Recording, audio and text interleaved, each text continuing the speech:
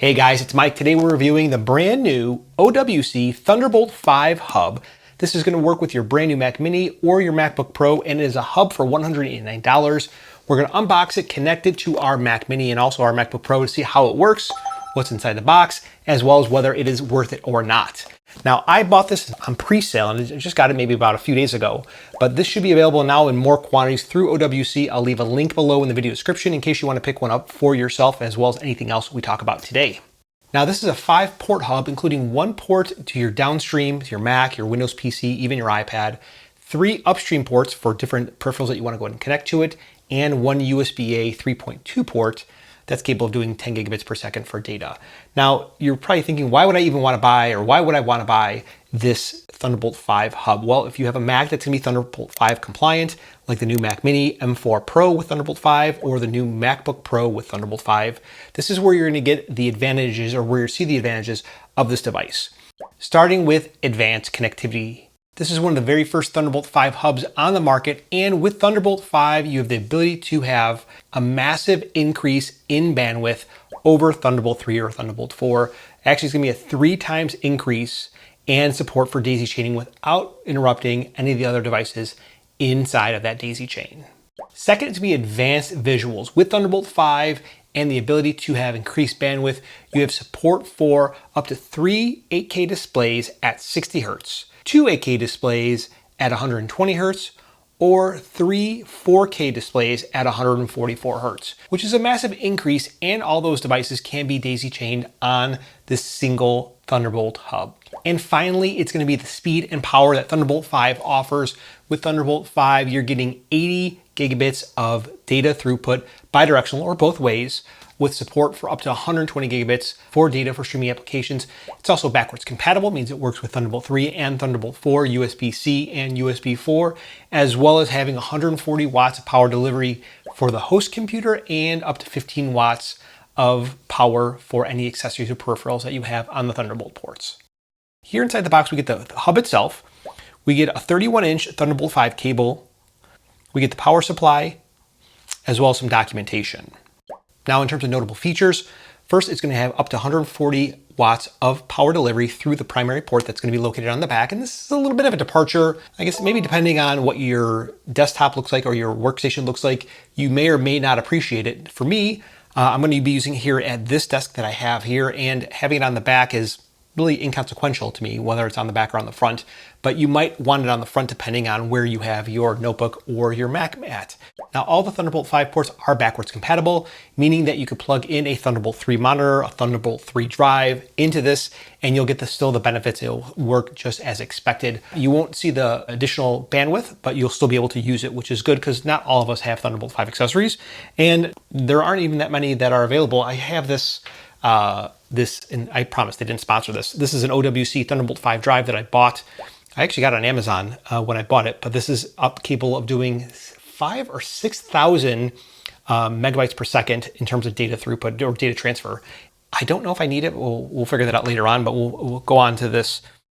Okay, so let's talk about how this dock is configured. This is the front of the dock. Here's going to be the port for peripherals. This is going to be Thunderbolt 5. This is a USB 3.2 at 10 gigabits per second. Here's going to be the power, so you could power it on and power off, which is actually going to be very nice. Here are 3 Thunderbolt 5 ports, including the 1 upstream port to your Mac. This is going to be DC in, I think it's 21 amp at 8.5 or 8.6 volts, and then a Kensington lock. This logo should light up. It does that on their Thunderbolt 3 dock. We'll see that here in just a few minutes. And then, hold on. That's like the best sound in the world. Here on the bottom, there's a power indicator and then a Thunderbolt connectivity indicator here as well, and then the serial number. I would think that if you're putting this like on your desk or underneath in a desk shelf, this is going to scratch. The one that I have from before, I kept it like that, and it's same thing happened to it. So you want to be mindful of that. Let's pull this one off. It's such a great sound. It's got rubber feet on it, so it should not slide around, reasonably speaking. This is US only, so there's only US plugs inside of here. And this is a big power brick. This power brick is 180 watts, if I'm not mistaken, 140 for the device, and then you have 3 ports, which are going to be 15 watts a piece. I don't know how that actually is going to be. It should be 180 watts. Yeah, 180 watts. So it'll balance that voltage between all those devices, including your Mac. And that's all there is inside the box. Very simple. So let's connect this to my computer and see how it works.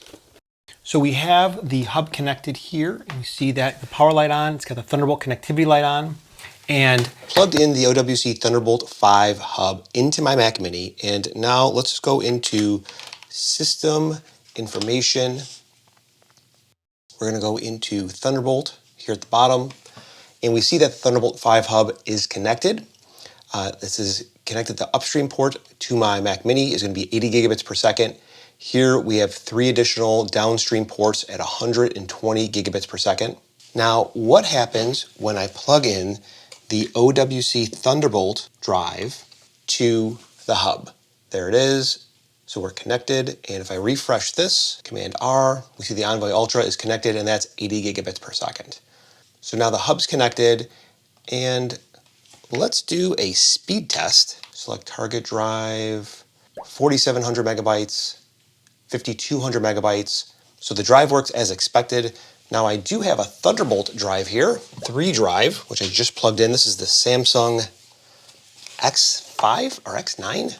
And we see here, even though it's plugged into the hub, this is getting 40 gigabits per second throughput assigned to it. Now when we refresh this, we have the upstream port, which is 80 gigabits per second. We have no device connected here on the second port. And then we have here, the third port is going to be the OWC Envoy Ultra. And then here is going to be the Samsung X5. And let's just take a look, and we'll do a speed test. Now here, these write tests are a little bit slow. The reads are not. What happens when I disconnect the Envoy Ultra? And before I do this, let's go back to System Information, refresh, and we see now that the Samsung X5 drive is sitting directly on one of the Thunderbolt hubs, and it's connected there. It's no longer. Yeah, so the write speed is going to be impacted by this the most. When you're writing data to a Thunderbolt 3 drive, it appears that you're getting slower write speed when connected through the hub versus directly connected.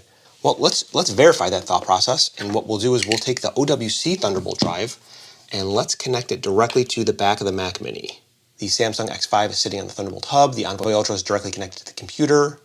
So there was a little bit of impact to the write speed on the OWC drive when it's connected through a hub. So what does this all mean? Well, if you are utilizing a hub, the downstream resources to the peripherals, all the bandwidth is going to be shared resource. So you're not actually going to get dedicated bandwidth for each downstream port, which is evident because you see that when we're writing speed to either one of those drives, there is a decrease in the write speed for each one of those. And that's overhead that the computer needs in order to manage that data going first from the computer out through the Thunderbolt bus into the Thunderbolt bus on the drive, and then into the Thunderbolt drives themselves. So anything that is going to be sensitive to latency, you want to make sure that you have that as close to your computer as possible. Now, at the end of the day, is this worth $189? I think that it is, especially if you have M4 MacBook Pro with the appropriate chip, the Mac Mini with the appropriate chip, because you're able to scale up the number of ports that you have for a relatively low cost. It's not a dock because it doesn't have dedicated bandwidth for those downstream ports.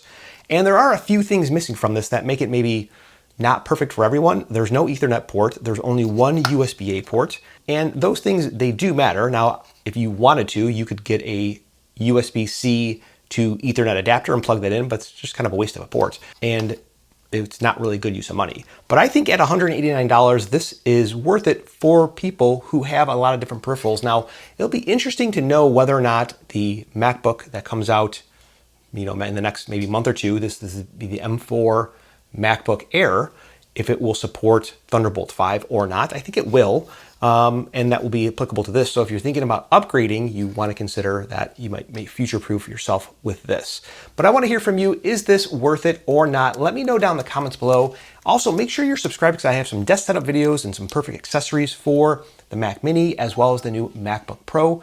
My name is Mike. Guys, I will talk to you in the next one.